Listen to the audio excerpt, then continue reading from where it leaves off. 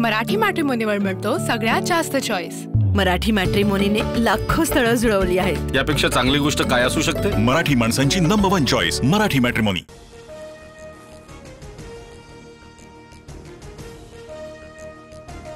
स्थानिक निवडणुकांमध्ये स्वबळावर लढा, शिवसेना पदाधिकाऱ्यांची मागणी। अनेक मित्र पक्षांचे आमदार आणि जिल्हा प्रमुखांकडून युती धर्म पाळला जात नसल्याची तक्रार।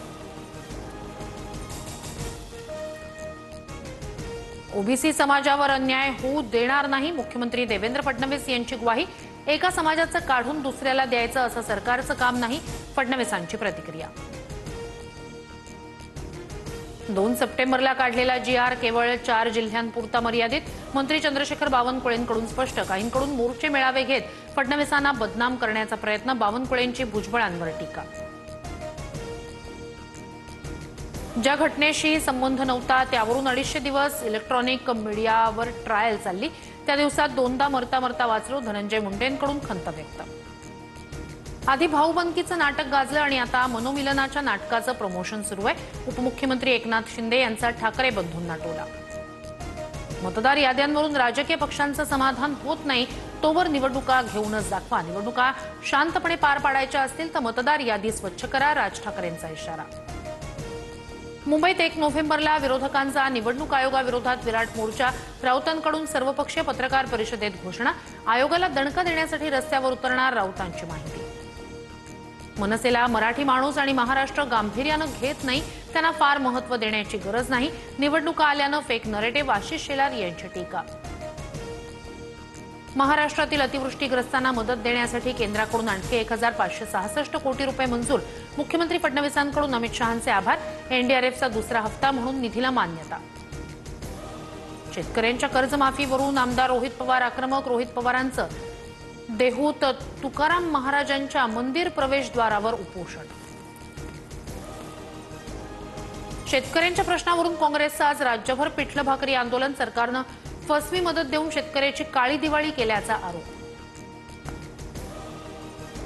जयंत पाटलांच्या नेतृत्वाखालील जतच्या राजाराम बापू पाटील साखर कारखान्याचा धुराडा यंदा पेटू देणार नाही, गोपीचंद पडळकर यांचा जयंत पाटलांना इशारा।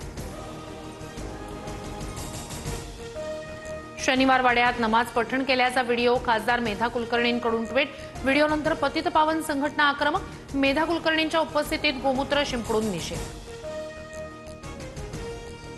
नमाज पठणानंतर पुण्यातील हिंदू संघटना आक्रमक, शनिवारवाडा परिसरातील मजारवर भगवा झेंडा फडकवला, निषेध व्यक्त करताना पोलिसांशी बाचाबाची। कोणत्या पक्षात जायचं ते ठरवेन, निवडणुकीच्या अनुषंगानं मला फसवायचा प्रयत्न कराल तर सुट्टी देणार नाही, कार्यकर्त्यांशी बोलताना रामराजे निंबाळकर यांचं वक्तव्य। सर्वांच्या जीवनात सुख समृद्धी येवो म्हणत पंतप्रधान मोदींकडून भारतीयांना दिवाळीच्या शुभेच्छा। राज्यात लवकरच 1700 तलाठ्यांची भरती होणार, प्रक्रिया सुरू, महसूल मंत्री चंद्रशेखर बावनकुळे यांची माहिती। दिवाळीत भेसळीवर एफडीएची नजर, राज्यातून 2 कोटींचे खाद्यपदार्थ जप्त, खवा, गाईचं तूप, खाद्यतेल, दूध, पनीरसह बटर, वनस्पती तूप आणि भगरीमध्ये भेसळ। मुंबईतील हवेची गुणवत्ता घसरली, गुणवत्ता निर्देशांक 172 अंकांवर, प्रदूषणकारी फटाके फोडणं टाळण्याचं हवामान तज्ज्ञांचं आवाहन।